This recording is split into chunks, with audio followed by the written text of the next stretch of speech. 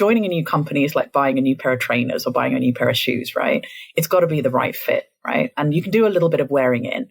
But if it's a bad pair of shoes, it's a bad pair of shoes. You don't keep walking in them over time and just, try and ruin your feet kind of thing. Before we jump into today's 40-minute mentor episode, I wanted to share a podcast recommendation with you all. The Positive Leadership Podcast, hosted by Jean-Philippe Courtois, EVP and President of National Transformation Partnerships at Microsoft. This show shares leadership lessons from some of the top leaders of our time. You'll hear from purpose-led leaders at Netflix, Starbucks, and more, learning how to generate a positive energy that ensures success, happiness, and impact, as well as how to implement positive leadership in your own life. So, once you finish today's episode, go and check out the Positive Leadership Podcast on any of the popular podcast platforms. Welcome back to 40-Minute Mentor, the podcast on a mission to raise aspirations and inspire the next generation of category-defining founders. From purpose-led entrepreneurs to Olympic champions, you'll learn firsthand from today's successful leaders on what it takes to be brilliant, all in just 40 minutes. Today, I'm joined by Amali de Alwis, CEO of Subak, the world's first non-for-profit accelerator that scales climate impact through data, policy, and behaviour change. Prior to leading Subak, Amali was Managing Director of Microsoft for Startups UK and CEO of Code First Girls. Outside her day job, Amali is also a board member at Ada National College for Digital Skills, the Raspberry Pi Foundation, and Festival UK 2022. She's a woman of many talents, wearing many hats, so I'm really honoured she took the time out of her very busy schedule to join us for today's chat. So Amali, welcome to 40-Minute Mentor. How are you? I'm very well, thank you. And what a pleasure to be here. Thanks for inviting me. Oh, the pleasure is all mine. Well, we're going to start, as we always do, with a few kick-off questions, just to get you warmed up. So if you don't mind, please finish the following sentences after me. My first ever job was... as a barista at Costa Coffee Shop in Wimbledon Shopping Centre. Oh, fantastic. Yeah, I think baristas and waitress have been probably the most consistent answer. So do you still know how to make a good coffee, Amali? Because that is very, very needed in the startup world. I can still make a really good cappuccino. I know how to froth the milk and everything. But it was a great first job. I was surrounded by sort of slightly older Italian men who saw me as this little sister and spent all of their time in between coffees giving me career advice. So they were very sweet. Oh, fantastic. And brilliance to me means... just being proud of what you do and feeling a sense of purpose in your work. That is so true. Having a purpose. I think a lot of people we speak to are kind of miserable in their jobs. And I think a lot of the time it's because they don't feel a great purpose or a connection to the purpose of the company that they work for. And I always find the best part of my job is when you connect somebody to a purpose-driven company or a mission that they just can get so excited about, and you just see the lights on their face just kind of really light up. So I think that's a really, really great answer. Thank you. A misconception people have about me is...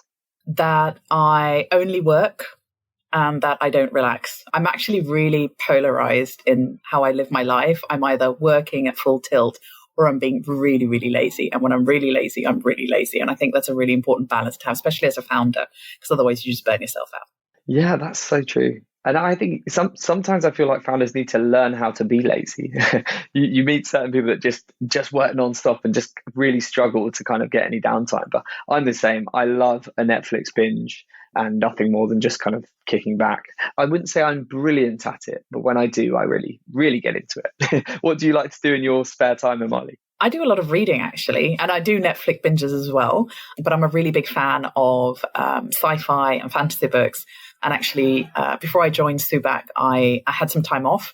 And so I went onto eBay and bought the entire Discworld series, Terry Pratchett, secondhand.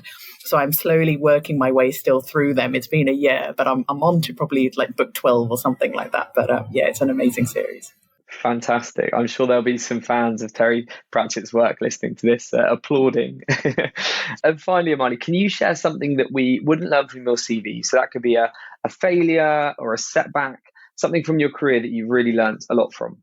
I think probably that when I finished my graduate program, which was as a men's shoe designer for Clarks, and I wasn't continuing on as a shoe designer, I was probably really lost. And I think had a sort of period where I really needed to think quite hard about what I wanted to do and kind of go out and have a few conversations, and people took a few chances on me, and that was not anything, that I could be responsible for in a way. It was dependent on other people giving me a chance and helping me to kind of explore things. That's really interesting. Really, and you've had a really, very impressive, but also non-linear career. I know you switched from manufacturing engineering degree. You studied shoe design, as you mentioned, at the London College of Fashion. You worked with the likes of Vivienne Westwood and at Clark's, and then became a researcher and thought leadership consultant at PwC. So quite varied roles in different industries. Was this intentional, or did that kind of, variety come about by chance? I think it was definitely not planned, but I think it was intentional. And what I mean by that is, I never saw myself becoming, for example, a shoe designer. But what I did find myself was, I remember when I was studying engineering and I was just feeling disconnected to the work. I couldn't see what I would do with it in the future. I had this really fantastic opportunity to go and visit actually a friend of mine who is a German rapper, and met some really creative people and realized that what I was kind of missing to that sense of purpose was actually this kind of connection to my work and the creativity part of it, and just being able to meet other creative people. I got really inspired by that.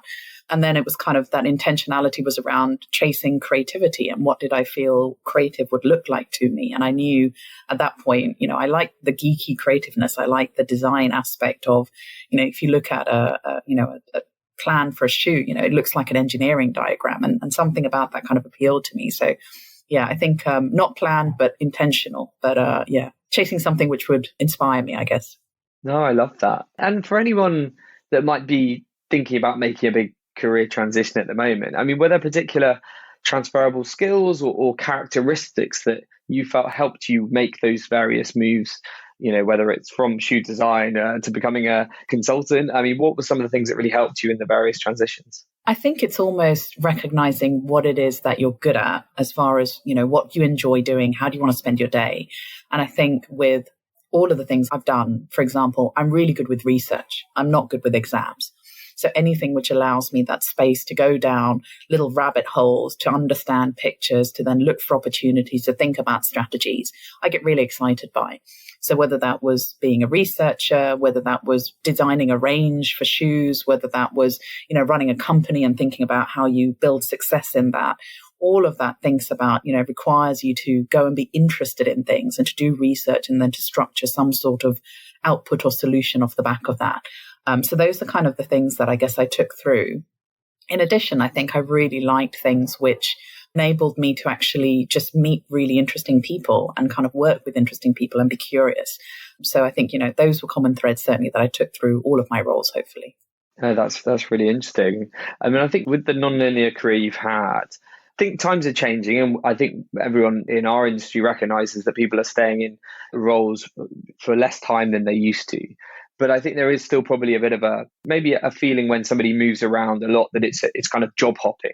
But I know that you consider it very much about chasing growth. So can you elaborate a bit on that and explain why job hopping shouldn't necessarily be like a red flag for employers? And what are some of the benefits to having that sort of variety, particularly in the earlier parts of your career? So I remember, I think it was just literally last week, I saw an article, I can't remember if it was FT or Guardian or where it was, but which was showing that actually people who jump jobs every couple of years in their early years are actually more likely to be in more senior roles later on. And that's really around just making sure that you are rounding your experiences and that you have taking that opportunity, that window of time where you're probably, you have less commitments, you might not have a family yet, you might not have mortgages, and you're sort of able to push yourself into work, without as many limits on your time, and to use that time to basically get the most and to really learn and get that leg up as far as work. As far as the companies go, it's a funny one, right? Because going back to sort of almost the shoe thinking about things, joining a new company is like buying a new pair of trainers or buying a new pair of shoes, right? It's got to be the right fit, right? And you can do a little bit of wearing in.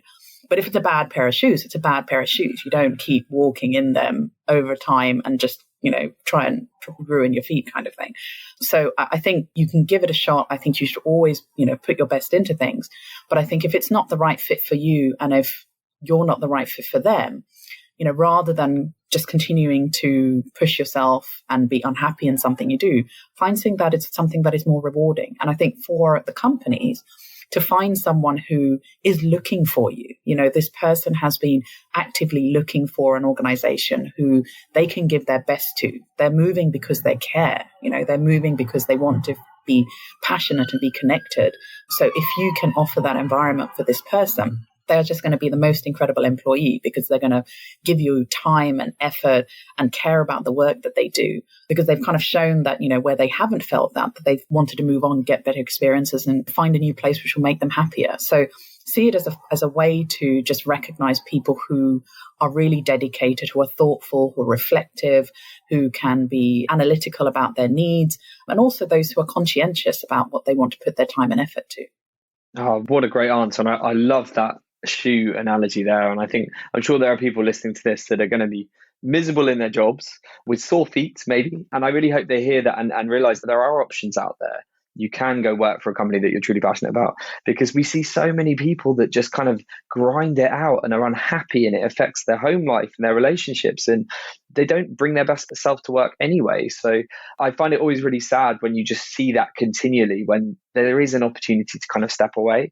So I hope they'll listen to your advice on that.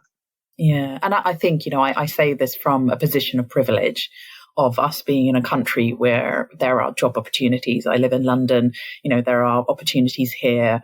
I have an education, I don't need to worry about putting a roof over my head. So I wouldn't want to be sort of frivolous enough to say that, people can just dump their jobs and just go chasing whatever they want.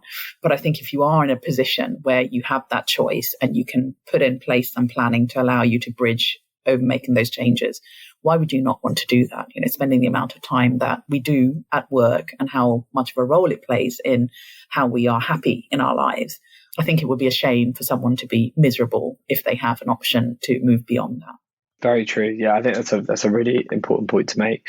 You've led various companies over the years, including Code First Girls, which we'll come on to talk a bit more about. And we mentioned Microsoft for Startups UK, and obviously now Subak. And one of the things that we have, I think, in our listenership is very aspirational, talented young people who are many long-term want to become CEOs, or they want to become founders. So I thought it would be good just to delve a little bit into how you landed your first CEO role. And I guess for you, if you don't mind, tell us a bit more about the transition to a CEO. What were some of the hardest parts for you doing that for the first time? Yeah, so I moved into my first senior leadership role and as CEO of Code First Girls. And I found the job on escapethecity.com. It was for people who are looking to switch careers and try something different, whether that's running a startup or operating a eco-lodge in Nicaragua, whatever you kind of want to do with it. I don't even know if they're still running or not, but that was there. And Code First Girls at the time had been established as a sort of a pilot program within Entrepreneur First. They had a little bit of money locked into the organization because of the way that they had incorporated. And they were basically looking for someone to come and build the company. So I saw the listing, went and had conversations with Matt and Alice, who are, the co-founders of EF. And it was just one of those things where the more conversations I had with them, just the more excited I got about the job. And I've realized that for me, that's always a really good sign when I have those conversations and you kind of start off not 50-50, but it's kind of a little bit more, okay, I'll just try this and see. And I must admit, when I apply for jobs, I have a habit of probably applying for a lot of jobs, which are just way out of either my skill set or, maybe it's not something that I'm completely convinced with, but it's almost, I think, having that opportunity when you apply to try the job on virtually, right? To think about, look, if I get that call back, what do I say to these people? How do I feel about this? Why do I feel this is motivating for me? And that's the kind of experience I had with CFG, which was the more that I had discussions around it, the more I understood the job, the more they understood me, and the better it felt as far as a sort of a fit. Making that switch itself, it was a punt, I'd never taken on a role like that before. But I think what really helped me was having those conversations and also going and having conversations with others who were in sort of leadership positions as well to try and understand what are the puzzle pieces, what do I need to be able to do to be able to take on a job as a chief exec? And part of that is, had I managed teams? And yes, I had managed teams at TNS. I had run functions. Had I generated revenues? Yes, I had done that. I had been a consultant. Had I done sort of financial work and sort of, budgeting and stuff? And yes, I'd done that as far as sort of managing my commercial accounts and stuff. So you suddenly realize that whilst you haven't done the job in its entirety. You've done the pieces of it. And then the question becomes the pieces which are missing. Do you feel excited about learning those missing pieces? Or are there people that you can pull in to help you, or training that you can do to kind of fill those gaps? So I think that the biggest thing as far as people moving into a leadership position is just don't feel intimidated by it. You've probably done, 70, 80% of what you need to do already, but just to kind of put yourself at ease, try and understand what that looks like. And then think about how you would overcome the differences. It's not about if I don't have it at 100%, I don't go. It's more about if I've got 75%, it's a go. And then this 25% are the bits that I need to work on. And this is how I would go about doing that. So make the move real, I guess, and try to understand what that looks like. Such great advice. And Alice Bentinck came on 40 Minute Mentor a couple of seasons ago, and I can imagine how her and Matt just the vision for the role and working alongside such brilliant entrepreneurs and leaders like them would be very appealing. And you obviously went on to get that CEO gig. You led the business for more than 4 years, achieved some incredible milestones along the way. And it's very topical because they just announced a very impressive Series A raise. So a very exciting time.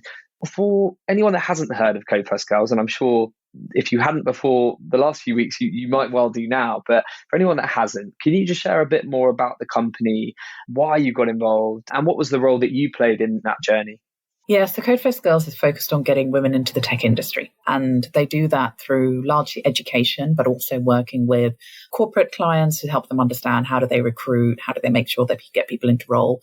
And when I left Code First Girls, I hired in a new chief exec, a woman called Anna Brailsford, who's gone on to continue to grow the company in amazing ways. And, to see them have that raise recently was really, really exciting.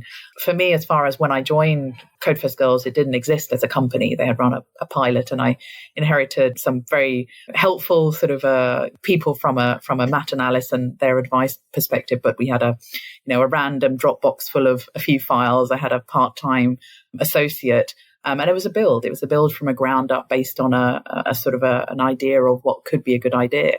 As far as why I sort of, felt, I guess, a connection, to a certain extent, I was the Code First Girls. I was that person who was interested in computing and science and technology. And I went on I had lots of conversations with people ahead of joining and speaking to some of those individuals who were either thinking about those types of courses or who hadn't done science, to think about the opportunities that they had missed. That made me feel really sad. And it was like, look, here is something which I just find really inspiring, get really excited by. If someone hasn't had that opportunity because of, something that some random person said to them when they were 12, or some expectation that was laid out when they were a kid, what a shame. We have this incredible growth environment, this incredible growing industry, and yet people aren't being part of that, and women aren't being part of that. Half of the population is not being part of that because of social sort of constructs. And that for me just felt deeply unfair. So that's why, for me, I was really passionate about sort of saying, look, how can we change that? How can we, remove some of these barriers and help people to find these really incredible careers? Oh, what an amazing mission. And you can see how passionate you still are about the business. What were you most proud of during your tenure there as CEO? What were some of the milestones that you achieved? I think just the sheer numbers were slightly bonkers. I mean, when I joined, one of the key campaigns we launched was what was called the Code First Girls 2020 campaign, which is to teach 20,000 young women to code by the end of 2020, which delighted to say that, Code First Girls went through. It has since gone on. I think they've gone through the 40,000 mark, something like that now. And at the time, and I think this is still the case, that Code First Girls teaches more young women to code each year than those numbers that commence an undergraduate degree in computer science in the UK. Which as a tiny not-for-profit, to be able to have that scale of impact is incredible. And I think thinking about that scale of impact and the model that was built with people who have already gone on courses being invited back in if they are interested to become volunteer instructors, people who are already working in the industry again joining as instructors and volunteers. The cascade impact was really exciting. And I think it really came home for me once when I saw a tweet. It was a young woman who was joining for a course that Code First Girls were running. We were hosting a Twitter. And one of her teachers was another young woman who had also done a Code First Girls about 8 months before. And she herself had been taught by another young woman who had done a course about a year before that. And so you had these three sort of generations of young women who were teaching each other. So thinking about that cascade impact, that one education intervention and a good system, which is designed to kind of allow that sort of teach the teacher or sort of extension can have. The impact has been incredible. And that's the bit which I still, am incredibly proud about. I mean, and what a legacy Code First Girls you will have and continue to have in terms of bringing more representation into tech from girls and women and helping to solve this pipeline problem that we hear about all the time. Tech is notoriously not diverse enough. And although there's definitely progress made, we've spoken a lot about this on the podcast, there is obviously still quite a long way still to go.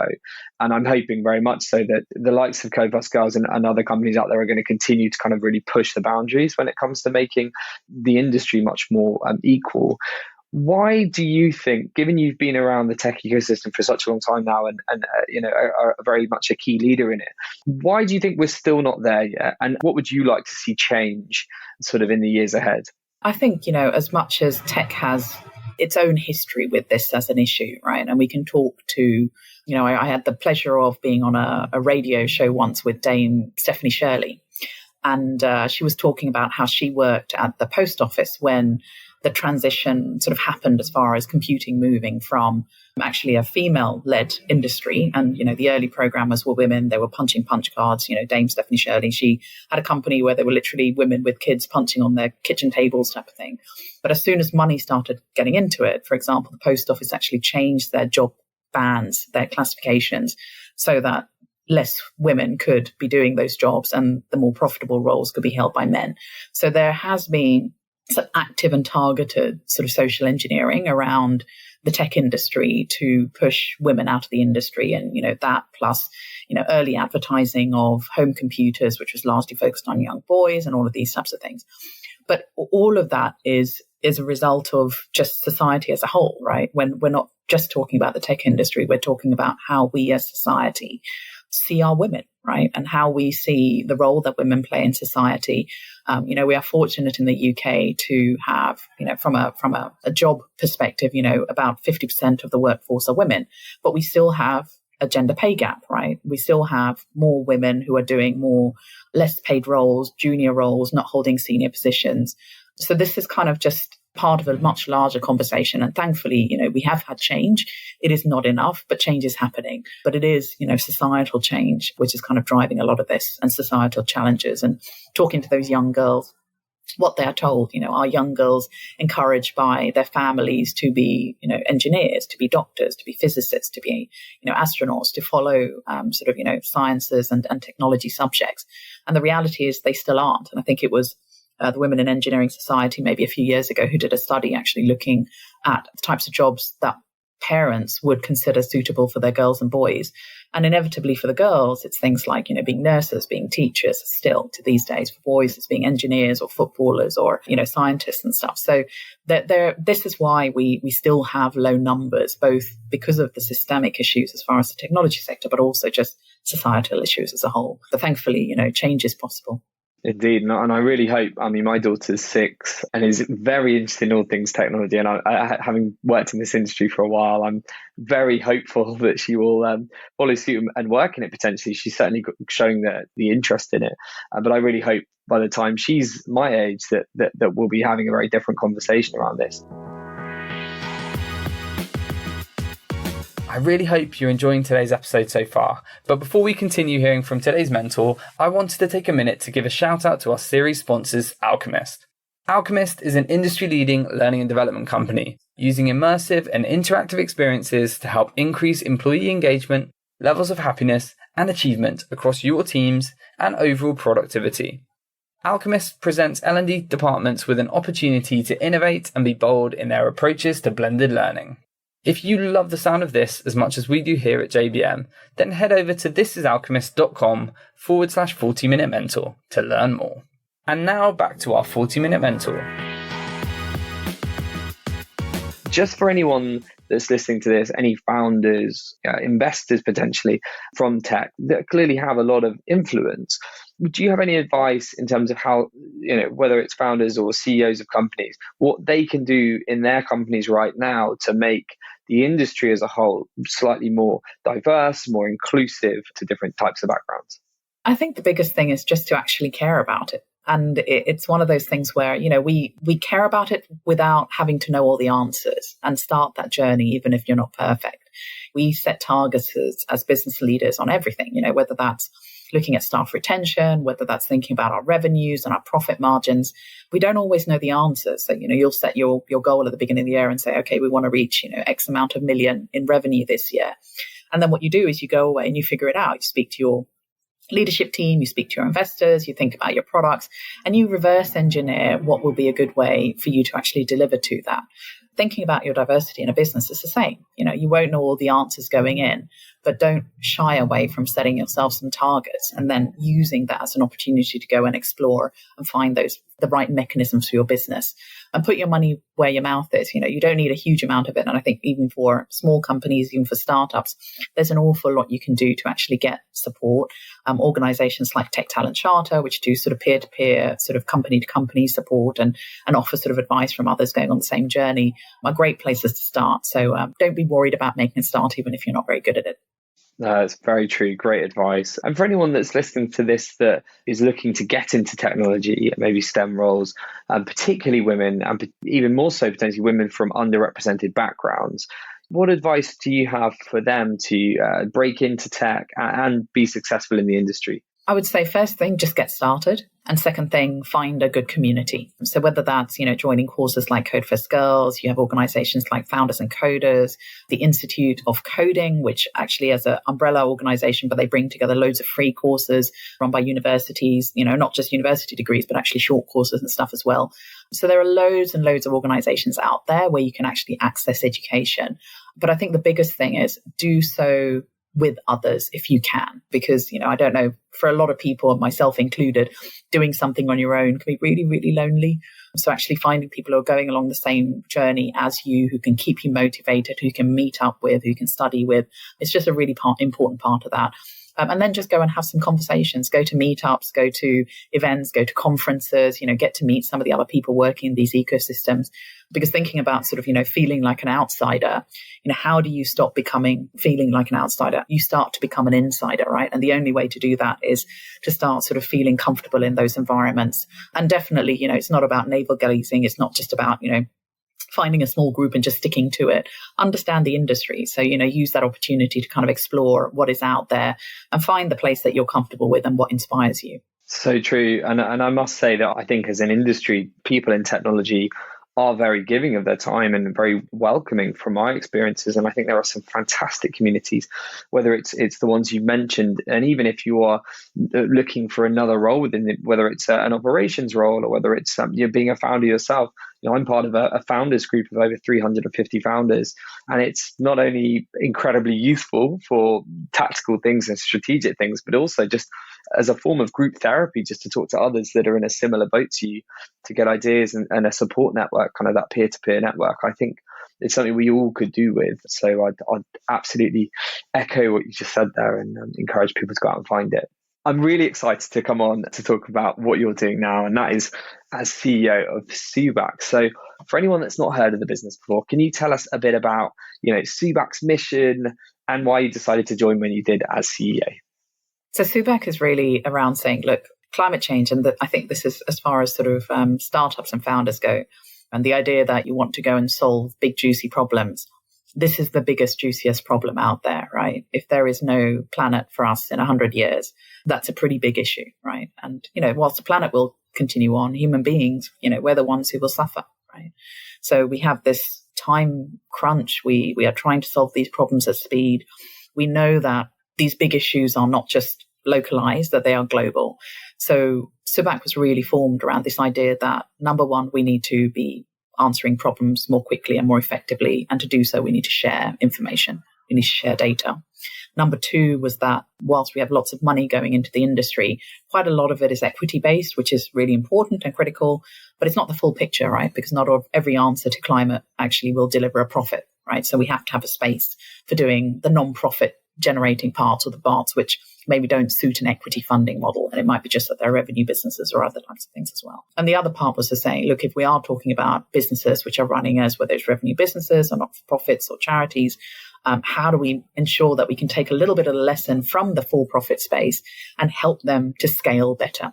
Because that's one of the challenges as far as really understanding how business growth looks and unpicking that growth, and how do you actually continue to run sustainable businesses while still having impact at scale. So that's really where Subak came from. And to kind of deliver against that goal, we basically have a not-for-profit accelerator, which helps climate-focused not-for-profits who are operating in that data space to think about their business and to build up and scale.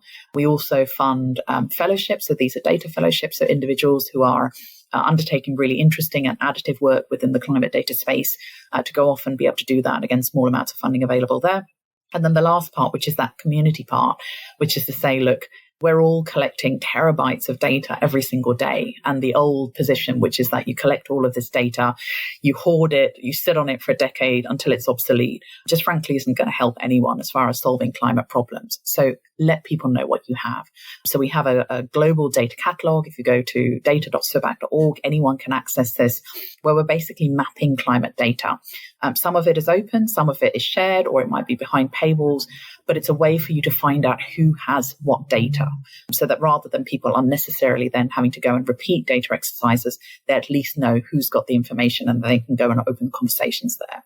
So that's really what Subak is about. And in a way, I guess, taking that lesson from Code First Girls as well, it's about creating that cascade impact. So we are helping others who can then go on and help others and do more interesting things.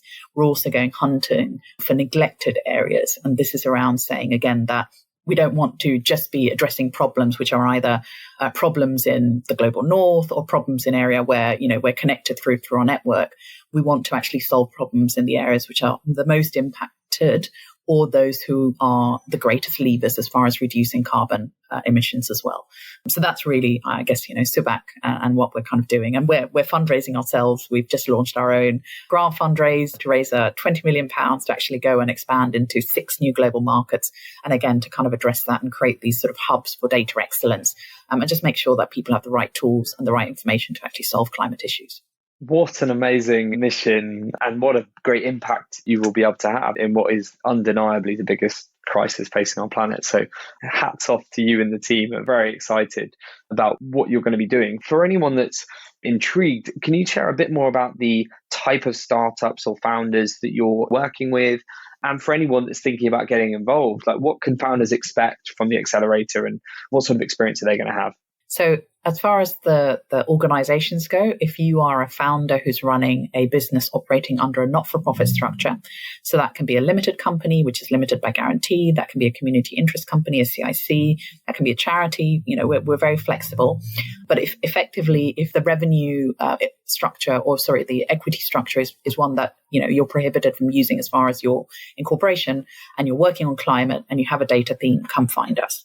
How that sort of looks, so we have companies who are doing anything from looking at the green jobs transition. So a great company called Autonomy, for example, who you might have heard a lot of stuff they've done around the 4-day week, but they're actually looking at profiling jobs within polluting industries against non-polluting industries, so green industries, and trying to help organizations, companies, local councils to basically put education interventions and understand how they actually transfer people from one to another. You have companies like Ember, who do some really incredible work around data on coal transition. So they're really involved in helping the government actually make a decision around moving off gas boilers and our net zero targets there as well. You have companies like Open Climate Fix, who are basically looking at solar forecasting and, again, sort of collecting data against making sure that we optimize, our energy consumption and sort of think about how we use solar grids and that side of things. So we have a real variety of organizations, but all of them have this kind of backbone of data. And the idea being, can we actually help to solve some of these problems that we're facing as far as climate issues and the difference between what we're intending to do versus where we are at the moment, and trying to understand how we transition from one to the other. And that's really where we're kind of focusing on. So yeah, anyone who's in sort of climate and data as a not-for-profit, come find us because we'd love to have a chat. Yeah, fantastic. And I really hope people are going to be picking up the phones and sending in some emails and getting involved, because it's a amazing opportunity with a fantastic team sort of led by Amali. We featured lots of VCs on the podcast over the years. What do you think that traditional VC firms are lacking when it comes to investing in climate tech? Because we obviously see lots of noise about, wanting to do good in this respect. But I think Subak are really kind of clearly going to make a big difference and are being very targeted in how you're doing it. So how can Subak bridge the gap between the more traditional VC investing to what you're doing? Yeah, and I think it's more about understanding what the limits of your investment mechanism are. So I come, from Microsoft for Startups, for example. I was working almost exclusively with B2B SaaS companies, right? Fantastic organization, doing really interesting things. But I think if we're trying to say that the only way to find answers and the only way to fund climate issues is through equity-based investment, it's just not going to work, because it doesn't suit every type of business, right? And even for a VC, you have a certain idea of you want a certain amount of return in a certain number of years within a certain sort of frame of return ratio, right? That's what you've sort of calculated within your business. So they can't fund everyone. But when we're talking about climate as a mission, as a problem to be solved, not all issues are going to be solved using those mechanisms. So I think it's more about saying, look, how can we collectively, as an industry, as a funding industry for climate challenges, how do we fund those different areas and make sure that the areas which are of greatest impact and are most impacted by climate challenges are funded to actually deal with those challenges. So that's where I see very much Subak as working sort of hand in hand, and other grant funding industries working hand in hand with the equity industries to just make sure that we're actually giving a full spread of funding availability to all types of companies who are actually addressing these organizational issues as far as sort of climate issues and stuff as well. No, thank you so much. And I think given the scale of the problem, it's so important that we all come together and do our part, both at a kind of industry level, but also a broader societal one. And I guess to that point, anyone listening to this that cares but doesn't maybe know exactly how they can play their part, whether it's big or small steps to move the needle when it comes to climate change, do you have any particular advice in that respect? I think just get involved. And again, sort of thinking about whether that's, thinking about your next job. So there are some really great groups. So people like Slack group for work on climate, which is a fantastic opportunity if you're looking to sort of switch. But even if you're sort of working for an organization already, whether that's a charity, whether that's a for-profit, a large company, a startup, think about what threads of sustainability that you can help that business to kind of explore and to adopt better sort of green practices. The other one is obviously just voting with your feet. You've got local MPs, your local parties that you're involved in. And I think this is the other side as far as Subak goes, which is the data is obviously really critical, but it's what you then do with that data that matters. And that's where the policy side comes in as well. Because once you've actually understood what that data landscape is, so let's say you find, that the current landscape doesn't allow for the full utilization of solar power, how can you actually be then helping people who are making those decisions, the policymakers, the members of the public, to make better informed decisions about things. So for people looking to get involved, how can you help people that you are working with to actually make better decisions around climate issues?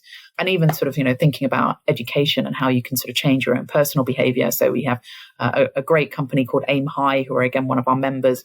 They do green education interventions, and they found that they can actually really change people's perceptions and behaviors by helping them to understand what that looks like. So I think, go on your personal journey to understand the sort of the green implications of the lives that we all live. None of us are perfect, all of us, we're kind of managing that tension between prosperity and growth and living our lives and being happy and having families and putting roofs over our heads. But I think it's a shame if we don't understand the cost of that. And I think that's the thing that we really do need to as society, which is to sort of better understand what the implications of those actions are and think about what we can all be doing to actually make things better and deliver a sort of a greener outcome, one which hopefully, leads to less climate change, less floods, less droughts, all of these types of things. Yeah, very true. And I think everybody listening to this will be, I hope, in agreement about the importance of the work that you're doing and keen to play their part. and support that. I think you've also got some really high profile people on the advisory board who are clearly very invested in this, including former 40-minute mentor Michelle Yu from Supercritical, previous co-founder of Songkick. I've always talked about, and I think any founders listening to this that don't have an advisory board are missing out, because it's been incredibly valuable for JBM. It's one of the most important things I've ever done was create our advisory board quite early in our journey. What for you are the biggest benefits of having a strong board of advisors, and how do you lean on them as a CEO? Yeah, I mean, I think I'll be preaching to the choir here, James, when you say that, being the head of a business, being a founder, can be a really lonely business, right? And you won't know everything. And unlike when you're working at a big company where you have this wonderful, convenient group of thousands of individuals where you can just go onto your intranet and email people and say, can I have a chat about this? You don't have that as a founder. So I think for me, an advisory board has always been, how do I find some mechanism to actually be able to bounce ideas and for people to hold me to account to a certain extent. If I'm doing something, have I become a bit too wood for the trees? Am I still chasing growth in the right way? Are there things I might not have considered? And it's not that, your advisory board shouldn't be making the decisions for you. That's your job as a business leader, but they are your opportunity to just make sure that you're hearing diverse voices and that you're not missing opportunities just because it's not part of your personal experience up to date. So think about it as sort of, bringing on board, whether it's 5 or, 7 people or whatever it is, who have 7 more lives and 7 more sort of lifespans of experience who you can call on. And picking those people really carefully, I think, is really critical. And I remember when I created my first board for Code First Girls, and I actually went and had a chat with the old chair of the business I worked for, TNS, who was always really approachable and said, look, you were the chair of, a really big company. He sits as an ed on a number of other companies as well, and said, look, what do I need to do? How do I need to put this together? And he said to me, look, remember that this board is there for your business, but it's also there for you.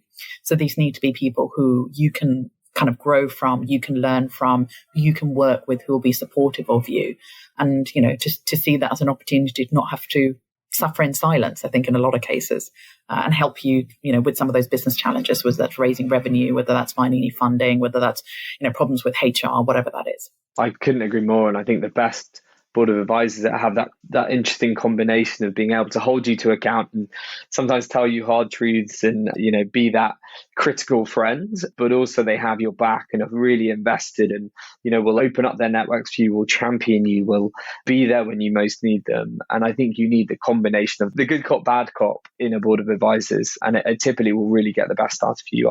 I really agree. Amali, just before we get to our wrap-up questions, you yourself have a variety of board, advisory, mentoring roles alongside a very busy day job. How do you balance all these different commitments, and how do they make you a better CEO? And I think going to that previous point around when you're the head of a business, there's no promotion there, right? I mean, there's nowhere else for me to go as far as kind of moving up. So thinking about my own growth, thinking about my own development, how do I continue to help Subak grow? Right? And how do I continue to be able to be the one directing others? I need to have a growth journey myself. And I think for me, a board has always been a really great way to do that. And, you mentioned earlier, I sit on the board at Ada College. It's, digital education is something I'm very passionate about. I sit on the board at the Raspberry Pi Foundation. And again, the focus on digital education as well as sort of chip and technology, something really, really important. But beyond even just the resonance with what they do and where they focus, the people on those boards are incredible. So I get to, learn from some incredible other leaders of businesses. And the number of times I'll be sitting there and someone will, one of the other board members will say something and I'll sit there and go to myself, wow, that was really thoughtful. I had never thought about it like that. Or, that was a really good way to say that. Or, yeah, this is something I need to be thinking about doing at my own company. So it's a really fantastic way to both use your own expertise and help another organization to develop, but also to be reciprocating back and learning from those people around there as well. So I would always recommend, there's never time, and I'm a firm believer of you never have time, you make time. And I don't always get it perfectly right. I don't regret any of those roles that I've taken on. I get really inspired by them. And I would always recommend that people use that as an opportunity to kind of continue to contribute something back, but also to learn from as well. Completely. Thank you so much, Amali. We're sadly at a close here, but before we finish, we'll just do our final 3 wrap-up questions. So in one sentence, what do you think the future holds for Subak? Hopefully growth, which will lead to slower climate change. Very important feature. Fingers crossed on that. If you could be mentored by anyone dead or alive, who would that be and why? Oh, wow. I'd really like Dame Stephanie Shirley. I think she's pretty incredible, and I'd love to kind of just hear about how she built her businesses and, you know, the adversity that she faced, but also how she moved beyond. So yeah, a very savvy woman, but yeah, very inspirational. No, that's a great answer. And finally, Amali, what's the best bit of advice that you've ever received that you'd like to pass on to our listeners? I think probably from one of my old directors, which was to just say, you know, this was actually thinking about research, and she was sort of saying, when you present numbers to me, tell me the what, the so what, and the now what, right? Which was tell me what the picture is, tell me why that matters, and then tell me what you would do next. And I think that has always really stuck with me, and especially thinking about businesses and bringing people along the journey and getting people inspired, you know, drawing a good picture for people, helping people to see what something would look like. I think that's really, really important, because in a way, Subak does the same in that, you know, the data is great, but it's how you then convince people to actually change or do things differently off the back of that makes a difference. So that becomes really critical. Amazing. Amali, thank you so much for such an enjoyable, inspiring and thought-provoking conversation. I've really enjoyed chatting, and I know our listeners will too. So thank you very much for taking the time and being a 40-minute mentor. An absolute pleasure. Thank you so much for listening today. I really hope you enjoyed my conversation with the brilliant Amali de Alwis. And if you haven't already, please consider leaving us a review and hitting the subscribe button on your favourite podcast platform. It really does help us a lot, and I love reading your feedback. That's everything for this week, but please don't forget to tune in next Wednesday when I'm joined by Ian Hogarth, a hugely accomplished entrepreneur, the co-founder and former CEO of Songkick, a serial angel investor and co-founder of Plural, an exciting new early-stage platform dedicated to investing in Europe's next generation of tech companies with global ambitions. Here are some snippets as a little preview to the episode. If you're going to do cold emails, which does work, you know, I've invested off the back of a cold email, I would say that you kind of need to just do the work to actually find an investor who clearly cares about your mission. Estonia has a population of 1 million people, but they already have 7 unicorn startups, and startups have contributed 3% plus of GDP to Estonia.